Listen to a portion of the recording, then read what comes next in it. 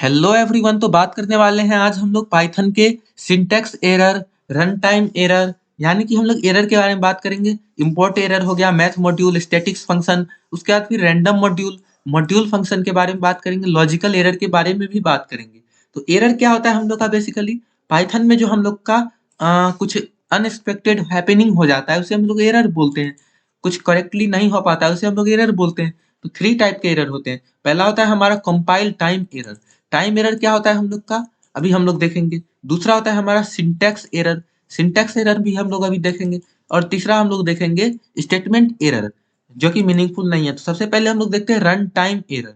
Run time error क्या बताता है कि हम लोग किसी प्रोग्राम को एग्जीक्यूट कर रहे हैं और हम लोग का एग्जीक्यूशन हो रहा है प्रोग्राम का, लेकिन हम लोग वहां पे उसी बीच में रन करते समय ही कुछ मतलब एरर कर बैठे।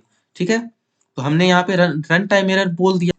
तो इसमें क्या होता है, हमें सही करने के लिए एरर के लोकेशन को फाइंड करके, एनालाइज करके, प्रूव करके, एनालिसिस को आइडेंटिफाई करके और फिक्स करके, और फिर हम लोग को सही करना पड़ता है ताकि डैमेज ना हो।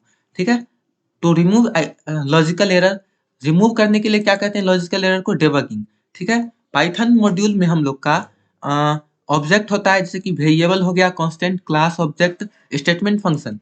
तो module are accessed by using import statement.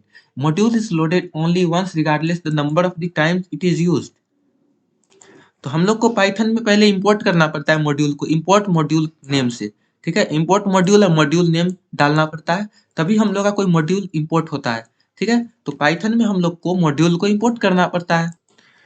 Mathematical function की बात करते हैं तो मैथमेटिकल फंक्शन क्या होता है? जो मैथ मॉड्यूल के द्वारा परफॉर्म किया जाता है। जैसे कि हमारा हो गया स्क्वायर फंक्शन, SQRT याद रखेंगे, स्क्वायर करने का काम करता है। POW पावर करने का काम करता है, कंप्यूट करता है पावर को। ठीक है, फैब्स FABS होता है एक फंक्शन जो कि returns the absolute value of x, यानी कि एब्सोल्यूट वैल्यू एक्स का रिटर्न करता है, अभी हम लोग देखेंगे। सील फंक्शन क्या करता है? जो भी मतलब फंक्शन है तो उससे मतलब स्मॉलेस्ट वैल्यू और greater than equal to value को इंटर करा। फ्लोर फंक्शन क्या करता है?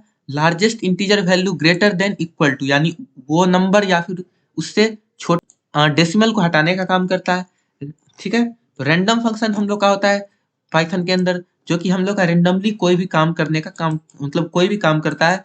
ठीक है ना, तो उसे हम लोग इम्प्लीमेंट नहीं करते, वो रेंडमली करता है। इसे रैंडम फंक्शन हम लोग अगर लगा देंगे तो random use to generate a number less than 1 and greater than और इक्वल टू 0।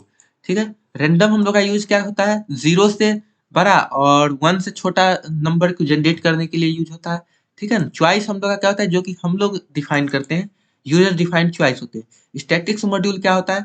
स्टैटिक्स मॉड्यूल होता है हमारा स्टैटिक्स फंक्शन। स्टैटिक्स फंक्शन हम लोग का मैथमेटिकल फंक्शन है, इसमें मीन, मीडियन, मोड सभी आते हैं। मोड हम लोग जानते ही असेंडिंग ऑर्डर में। मीन क्या होता है? पहले मीन देखेंगे तो अरिथमेटिक सम कर देता है by total number of outcomes. Median क्या करता है हम लोग का? इवन अगर हम लोग आउटकम है तो बीच के दो को सम कर देता है असेंडिंग ऑर्डर में करने के बाद। ठीक है, मोड क्या करता है? हाईएस्ट ऑब्जर्वेशन को देखता है कि कितना बार कौन सा फ्रीक्वेंसी हुआ है, मैक्सिमम टाइम जो अगर होगा उसी को हम लोग अप्लाई करेंगे।